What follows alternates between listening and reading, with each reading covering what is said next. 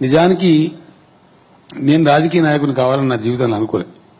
నా లైన్ వేరు, అదంతా కల్చరల్ లైన్, అసలు ఇంటలెక్చువల్ లైన్ నాది. నేను 70-80 వేల పుస్తకాలు చదివిన, మీకు చాలా మందికి తెలియదు. 70-80 వేల పుస్తకాలు చదివిన, నేను అడవులు చదివిన. ఎందుకు చదివినా చదివినగా ఓ టైం ఉండేది, నా మీద జోక్స్ ఉండేది. నేను కాలేజ్ చుట్టుకున్నాను, వానికి 2 పుస్తకాలు ఇస్తే సరిపడా ఆవిడ ఎవరు తిరుగుడు అని చెప్పి నా మీద జోక్స్ ఉండేటి.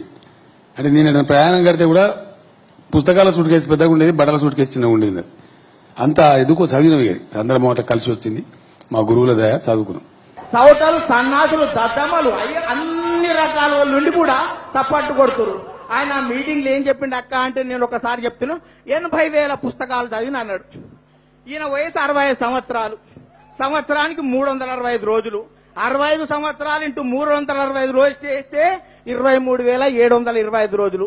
రోజుకో పుస్తకం పుట్టంగానే చదివినా గానీ నిండా 24,000 కావు. 80,000 పుస్తకాలు ఎట్లా చదివినవరు అంటే గద్దెలవదు అంటాడు.